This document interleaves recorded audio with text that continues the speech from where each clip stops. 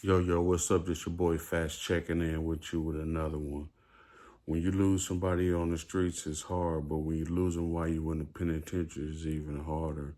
I remember one time with my boy Reggie, you know what I'm saying? He lost his son in there, and he kind of flipped out up in there over that because he wasn't able to see him no more after this. You know, my day started out as normal. You know, I get up in the morning, you know what I'm saying, around 10 because at that time I'm the night porter.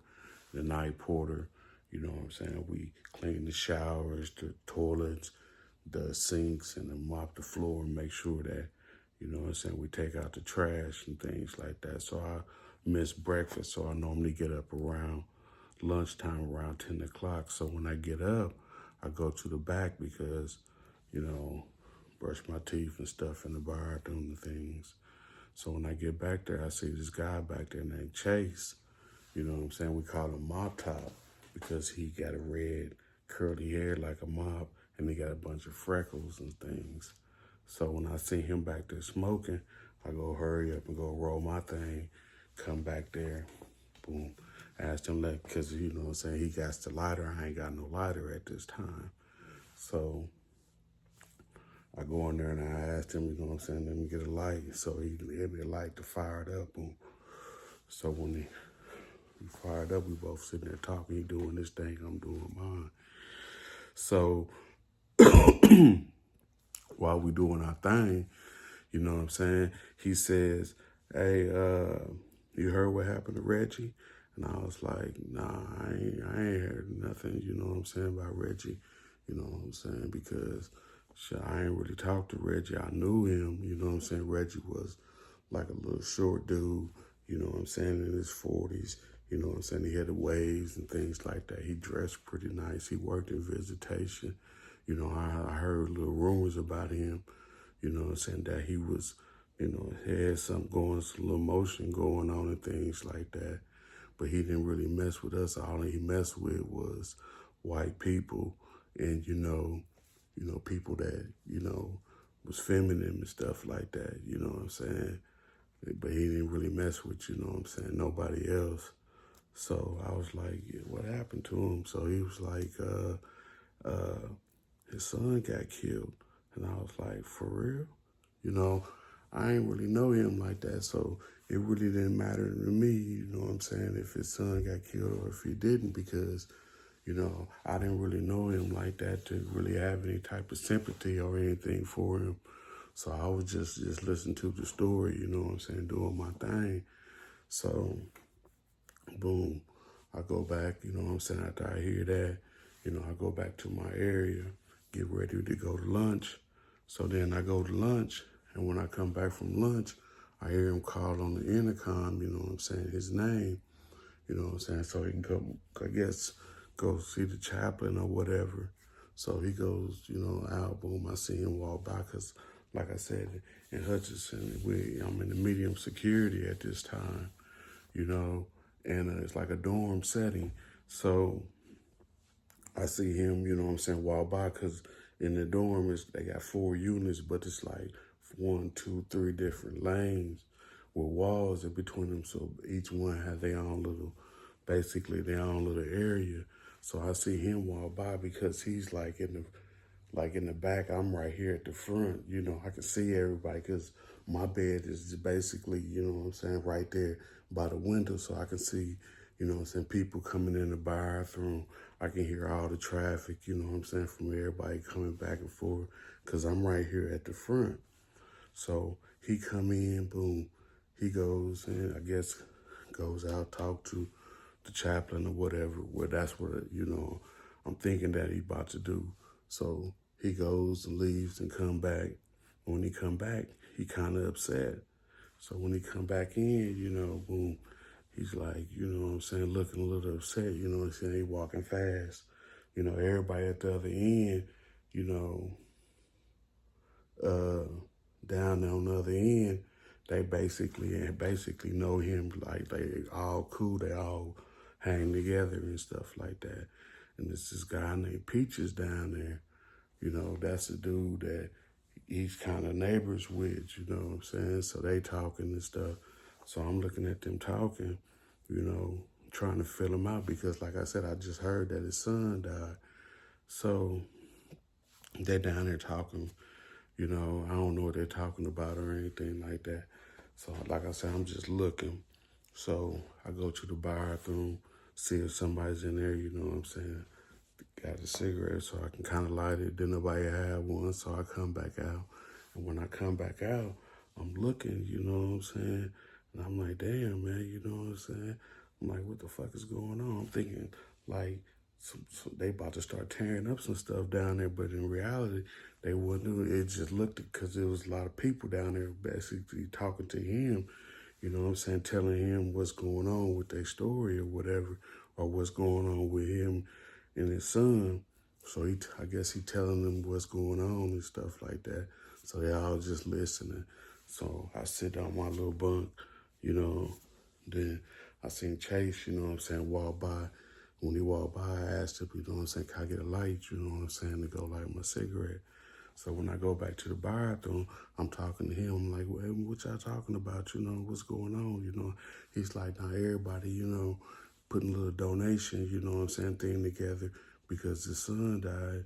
You know what I'm saying? It's like a little care box, you know what I'm saying? Everybody putting together, you know what I'm saying, some stuff to give to him, you know. So I'm like, all right, so I'm doing my thing. You know, I come back. When I come back to my bunk, that Peaches, you know what I'm saying? That's what they call him. You know what I'm saying? I think his name was Robert, but they called him Peaches. You know what I'm saying? Just come and ask me, you know what I'm saying, could I give some donations, you know what I'm saying, to him? You know, maybe a couple of soups or something, you know, it ain't have to be nothing real major or anything like that.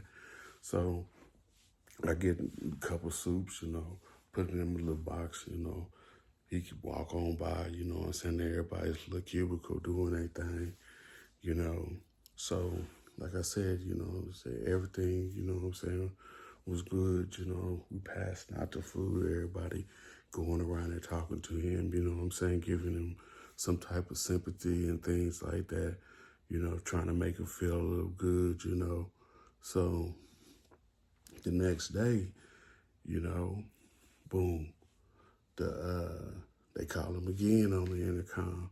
So he goes, this time when he goes, you know, to the thing, he come back. Now he's mad, you know what I'm saying?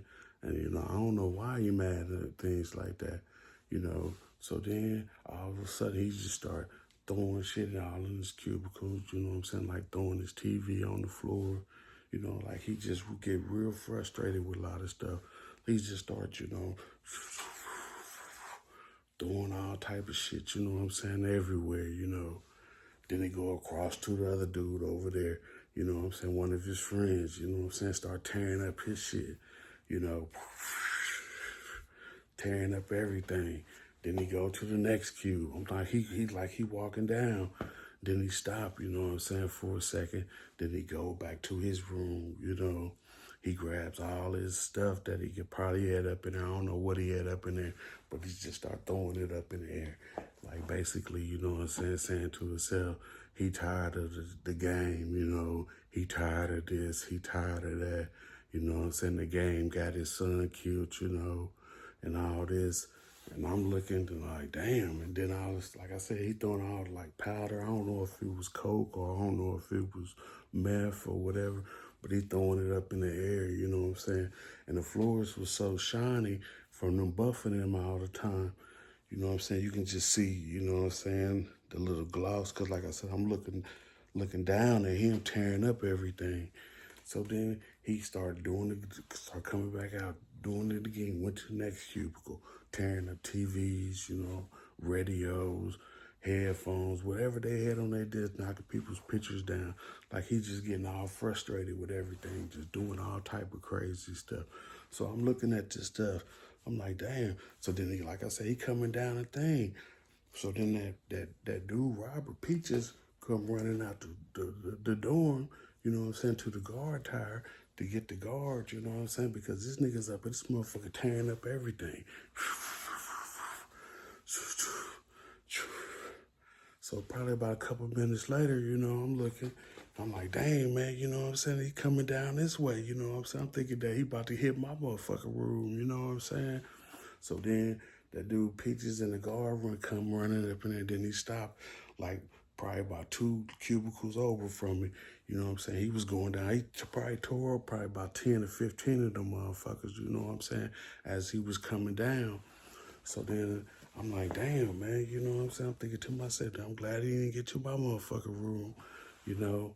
So then, you know, the police, you know what I'm saying, they start talking to him, they grab him, try to restrain him and things like that. But like I said, he was so motherfucking mad that his son died that, you know what I'm saying, that he just flipped out up in there. So then after all that was over, you know what I'm saying, they talking about they gonna shake down the whole little dorm, you know what I'm saying? Because like I said, all that stuff on the floor, you can see it, you know, little signs of it. Because like I said, it was just like a little gloss, and you can see the powder form right on top of it, to where he was throwing all that stuff on the floor. So after they police, you know what I'm saying, leave, take him to the hole and things like that, you know, I come to the back, you know what I'm saying, I see Chase back there, you know what I'm saying, smoking. So I go back there, I'm like, shit, man, what happened, man, you know what I'm saying? I say, well, why did, you know what I'm saying, Reggie do that, you know what I'm saying? He's like, oh, man, they told him, you know what I'm saying, that he couldn't even go to the son's funeral because his son was killed, you know what I'm saying, violently, versus, you know what I'm saying, just a natural death.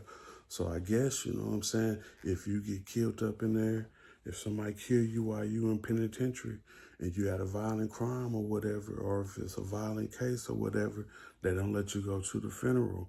So he couldn't go to the funeral because I guess his son, you know what I'm saying, got robbed or something out there, or he did something to where he ended up getting killed, to where, you know what I'm saying, it was a violent crime. So he couldn't go to the funeral. So I'm like, damn, they do it like that. But I was like, I thought that, you know what I'm saying, immediate family, because uh, immediate family can always, you know what I'm saying, visit you no matter what, because that's the, you know what I'm saying? And he was like, nah, they don't do it like that, you know, immediate family or not, you know what I'm saying? If you do a violent crime or whatever, they ain't gonna let you go to they ain't gonna let you go to the funeral. So I was like, dang, man, you know what I'm saying? I was thinking to myself, damn, man, you know, shit, that's crazy, man, you know what I'm saying? Because, you know, you never know what a person, you know what I'm saying, actually thinking when they go through situations like that, when they go to the pen. He probably never thought that, you know, he would end up, you know what I'm saying, his son getting killed while he was doing his time, you know. So like I said, you know, when you go to the penitentiary, you know what I'm saying, you don't want to be doing nothing crazy, you know, and things like that, and that allow you to end up being in there. Because like I said, you know, his son died, you know, while he was on the street and while he was in the penitentiary, you know what I'm saying? And it was hard because he wasn't able to see his son no more. He can't even go to his funeral to see the last little piece of him. He can't even do that because he did something violent. So to all these youngsters out there that think that, you know what I'm saying, that when you go to the penitentiary, when you lose somebody that you actually love, that it's not gonna hurt, it's gonna kill you.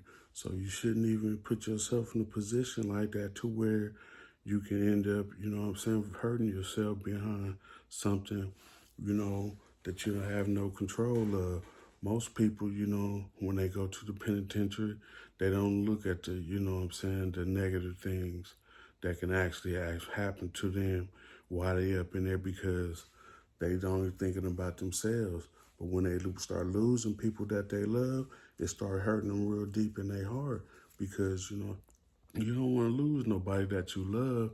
You want to try to keep them people that you love, you know what I'm saying, you know what I'm saying, in your heart for the rest of their life. But when you lose them, it's hard, you know what I'm saying? So when you go to the penitentiary and things like that and think that that stuff is cool, when you lose somebody that you love, that shit ain't cool, you know? Who would ever thought that, you know what I'm saying, that man would lose his son while he was up in there, You know, I lost my sister while I was up in there, and that was a real hard thing because I couldn't go to her funeral either.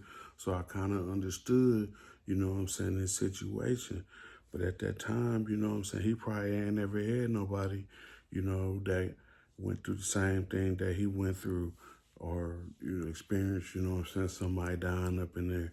He probably just, you know, just seeing people, you know what I'm saying, people that passed away and how they dealt with it, but it ain't never happened to him. But when it did happen to him, he felt that stuff. So that's why he was up in there flipping out and doing all that old crazy stuff, because he knew that, you know what I'm saying, he wasn't going to ever see his son again.